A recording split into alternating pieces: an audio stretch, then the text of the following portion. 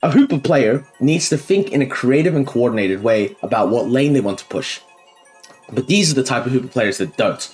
They want to go and do things like this. I'm about to show you on the screen. So instead of going for the bot lane at 7 minutes, or even at 5 minutes, let's just say that's a 5-minute Reggie, 530, 450, right? Instead of going for the 450, they're going to run to the second pad. Hooper portal, drop the whole team there after they are like pretending to fight here. Now, all of a sudden, 4 players on here, and then they're going to 100 break this and go for Regieleki. Hello, everyone, and welcome to another video today, where we're going to be talking about rotations. Now, of course, a lot of you are like, but Sue, we talk about rotations many times. And I understand that because this is one of the most important parts of the game. And you need to understand these concepts if you want to be able to make a big impact or defend against big impact players. So, what we're going to break down today is quite a few simple concepts. I'm going to be talking about how to stop counter pushes and how to outplay the macro geniuses that are playing your games. There's a lot of games where a lot of players decide to pull away from the mechanics of the game and invest heavily into spreadsheets, data analysis, and map control. They review, they watch, they learn. They're probably watching channels like these, and they do get better. They're strong players. Don't underestimate them because they don't know their mechanics. Expect and respect their ability to control the map with coordinated and precise movements. So today, I'm going to tell you a little bit of some tricks to deal with those type of players. So of course, as always, remember to smash the like button, smack the sub button, and of course, leave a beautiful giant comment about why you're countered by this video or you actually need to know this information. Alright, so let's first of all start with the kind of player archetype that we're going up against. This is the sneaky, crafty spreadsheet assassin. They're going to be in the spreadsheets. They know all the numbers of the game. They know the recall durations. They know how long it takes to get to another lane. They usually are pretty busy so that they don't get a lot of time to play. But what they actually do is really understand how the game works, and they try to use it to their advantage at all times. They don't really take many engagements and fights, and they're a bit scared of losing these 1v1s. But what they will do is they'll rotate, and they rotate well. A lot of them come from other MOBAs like League of Legends, Dota 2, Mobile Legends Bang Bang, and they have some sort of understanding of like how the map structure works and what a split push is, what's an off lane, all these things. So they have a little bit of a head start on just a regular Pokemon Unite player. So before we break this down, let's just go and grab, I think an appropriate character is Hooper. Shout out to you, Hooper. Now, a Hooper player needs to think in a creative and coordinated way about what lane they want to push. But these are the type of Hooper players that don't.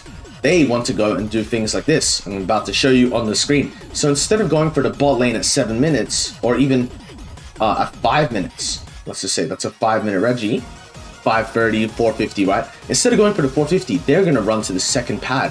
Hooper portal, drop the whole team there after they are like pretending to fight here. Now, all of a sudden, 4 players on here, and then they're going to 100 break this and go for Regieleki. This is a team that values Regieleki more than anything else. They value putting bases in the goal. Like, you know, they want to put scores in the goal, your home base, and they want to break down all the bases. So it's very important to keep in mind and aware of like this simple play. This is right away off the bat when we're describing this kind of player. This is a play that they like to make. Scout out for the vision, and then go to the top lane with the Hooper, with the portal. Now, sometimes they don't even need to use Hooper. When the players get more involved and advanced, we'll scratch the Hooper. You'll start seeing in characters like Dodrio, an advanced and heavy technical roamer. They're going to go and allow their team to sort of walk up here with just one person, sort of just baiting and seeing. 2 people might be in the river in control of the side lanes and vision, and then they might have 2 in the top side. And then they're going to use the 4 to push, score their 100, and then 1 is on recall duty immediately as they score. 1 is floating here, 1 goes back here, and you can see the great and amazing defense. This is team tactics that take them ages to get, and they can break them down very easily because at the essence, Pokemon Unite is one-dimensional in this sense.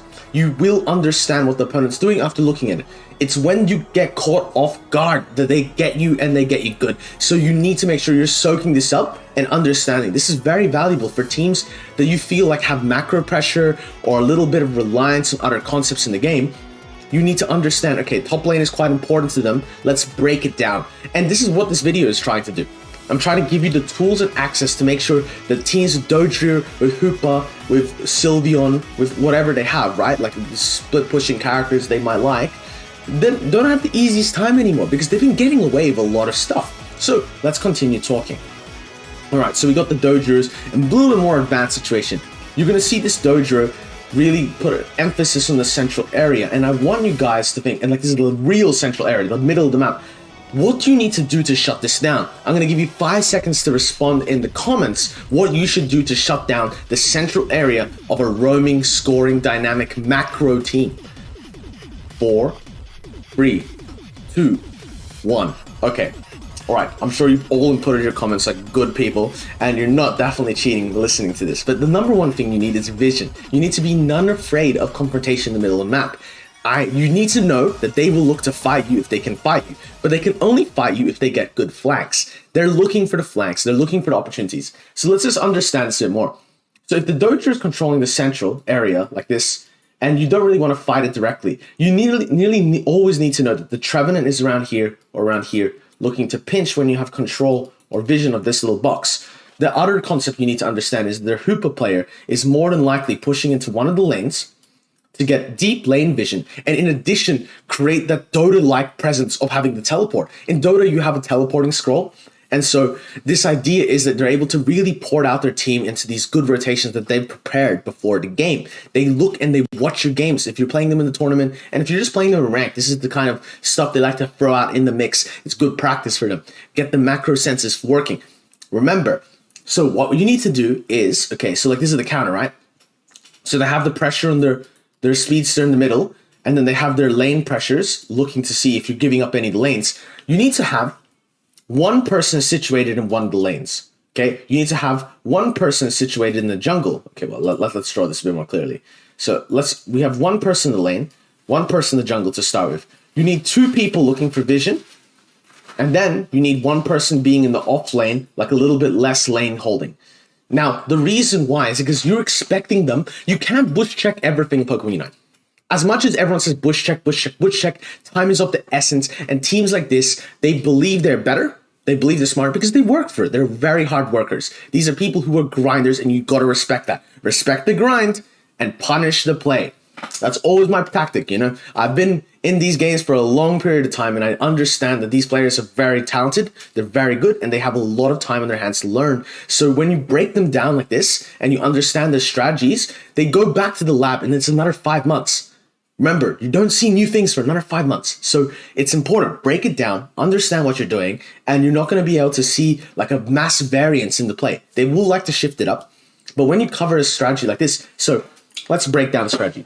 They're going to normally look for the pinch in this direction because they can't see anyone on top side. And then when the Lapras reveals, let's just say, they're going to go, oh, okay, well, let's pull back and let's pinch into this angle because we can't see the scissor in the lane. That's why you hold one a little bit higher and generally a tank in that sense. So when you're thinking about this, what's going to happen to these 2 characters in the pinch? Well, you need to know you're going to get collapsed. And that's why we have the 4 people here in this sort of structure. This is a defensive structure. Anticipate the opponent's first strike. These are players, when we talk about macro players, these are players who expect to have the element of surprise. So when you take surprise from them, you can, like, it's like a stomach punch. Absolutely wins them. Have a heavy burst character and a good, strong supporter in that bush. Beautiful. You have your attacker in the bottom lane, or maybe in the jungle. A bit riskier in the jungle because you can get flanked through here. But generally, it's attacker in the bottom lane, and then you can have your top laner just sort of waiting. The top laner is more of like a wait-and-see character because they go all in, and when they go all in, because these are people who believe in their play, you need to respect that, you need to understand that. Once you get that idea in your head, you're like, okay, cool, I'm seeing it. Once they go all in, you go all in back, and you have this insane ability to know they've just sacrificed one of their own.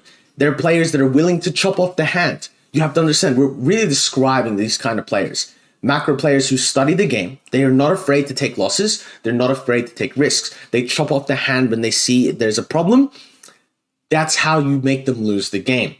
By putting the appropriate pressure and making them cut their losses time after time after time. You need to remember that. When you can stifle these teams, they stop thinking macro-wise and start thinking, oh, let's play for the next objective. Because think about it like this. It's like you have a revolver with 6 shots in it. And each shot you do, if you shoot it and it doesn't go off, it's like, oh, okay, gotta charge the next one, roll up, boop, boop, boop, whatever. I don't know anything about guns. But what I'm saying is that they're gonna have only a certain amount of attempts before they have to completely restart or reinvent. And if you can make them abort before they even shoot the shot, that's winning in your book. Because if you're learning to be a stronger macro player and you learn to be a strong micro player, you can create more opportunities when you stifle their set plays. It's like, I don't know if you guys have seen in basketball, but there's like this something called the horns formation, and where they have 2 people out the front and they throw the ball and they wing it to the side, and it's either a layup or a 3-pointer. Very good formation, very effective. We've seen a lot of it in the NBA, like with the pick and rolls now and all these like type of tactics, and it's played at the highest level. And the reason why this formation works is because it works with deceptiveness and illusion, using the ball handler to sort of divert the attention of the enemy team. And so when you see strategies like this, it's a set strategy. That's why it's such a high percentage play when the players can execute it correctly on the field. This is the same sort of thing. It's a preset play. They might not know it's preset yet, but it has become preset in their minds. And this is how you dismantle it. You take it apart and you weaken them down for good. You break the set play, you surprise them, and then they're back to set 0. And that's when you're in the strong again. That's when you're in advantage. So, okay, let's talk a little bit more about some other situations, like the Rayquaza. So, okay, now that we covered sort of the mid-game, a little bit of the early game, and like a little bit of these 7-minute, 5-minute Hoopa plays, which are very common. Guys, you will be losing your macro games, a lot to them. You'll notice that's why I lost. This is the remedy. That's why I lost. This is the remedy. I got the solutions, guys. I got the solutions. I've been playing against them way too long, and I know them way too well. So, all right, let's look at the macro. Let's just say, okay, well, actually, we'll grab Dojo again. I think Dojo is the perfect character for this. For example, some players might really like this bottom and top at 2 minutes. So it's 2 minutes into the game. I wish I could just add, I can just add the Rayquaza here, actually. Oh, Rayquaza. Okay, so the Rayquaza signifying it's 2 minutes. Okay. This Dojo is playing in like these type of bushes, maybe here, maybe there. The whole idea is that they're generally drafting Hoopa, and when they don't draft Hoopa, they're still looking for this. They want to make sure that they are getting leads and getting ahead. And the only way to guarantee get a lead before Rayquaza or during Rayquaza is to score. Don't bother with the flip. Don't bother. They're playing full on defense. They're hiding people in bushes like this. They're hiding people like this, and they're ready for you to rip. They want you to rip. And they want to go and like basically whittle you down and then come in with their big Dojo or hyper carry after the score. So the Dojo wants to score 50 in one of the lanes, and sometimes they might even ditch it earlier. So first thing first, you need to understand and respect the flank. In this situation, you are going to get flanked. You are going to understandably be behind, because that's just how it works. It's okay for it to work like that. And the main reason that we do this is when you understand they're going to flank, you can prepare for the flank and counter flank. Now, there's some very curious ways to do this. So you have to remember, if the Dojo is flanking, the speedster's out, it's generally a tank or some sort of other semi-diver in top lane. So we need to have an appropriate respect on them being able to dive us for our Ripper. Here's what I want you to do. I want you to rip it to 70%. Okay, 70%. Remember, this number is essential. You rip it to 70%. You have your top laner stacked on, and then you have your defender and your jungler in one bush, and you have your supporter in between the two groups. I'm going to go highlight it here, right? So you have the supporter here, attacker, tank, and then you have jungler, top laner. Or you could do it anyway. You could do it many different ways, but this is just an example, right? Like I honestly like swapping it up. There's a lot of different tactics I've used over the years, but more importantly, there's some I haven't shown yet. I can't give everything. Coaching, by the way. So see, if the guy comes in from this lane, if he caps in here, you can go and you slowly peer up, and the support can peer up as well to here to cover from any top flanks. Okay? So I don't know if you've seen it, but if they come in from this side, they're walking straight into the depth corridor. I love to call this depth corridor because the speedster running back, they are completely focused on this play. You need to know this. Completely and utterly focused on this play. If they can't get this play off, if this can't work, the game is doomed. So they go for their score and they quickly run back to Ray thinking you're full ripping. There's no alternative, right? Because they are down one member and you are hitting the Rayquaza, and it does look scary because you have the defense on your thing. You have to remember the reason we're split up is so the attacker Mew can't poke you down. The attacker on these beam characters, on these range characters, they can't give appropriate poke onto multiple players, and that's why we have the support floating in between. It's sort of acting as like a little juke roll. Supports are very valuable, don't forget them. Then that's when we activate the trap. I like to call it the Jaws of Death, because this player, usually the Dodrio or the Absol, these kind of characters, right? They run in without really doing the appropriate due diligence. And when they do the due diligence, it's too late. They get punished the game before or the game after for doing their due diligence. So make sure to make it look like you are doing a full rip. This guy, let's just call him we'll call Omega Dodrio. And Omega Dodrio runs in, and because it's a very powerful character, right? But what happens is you get chain stunned, boom, one shot. And then that's when you're full rip and it's game over. The lights are ding, ding, ding. That's how you beat these teams. They need vision.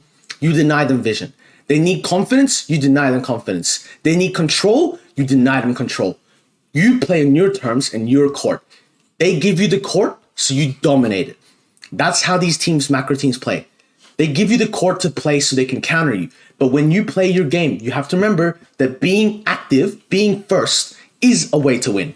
Being first is a way to win, and you have to respect it. I hope this video has given you some new insights into how to deal with these macro geniuses and really strong players who spend a lot of time thinking at Pokemon Unite. They're very good. Shout out to those of you who are thinking about it.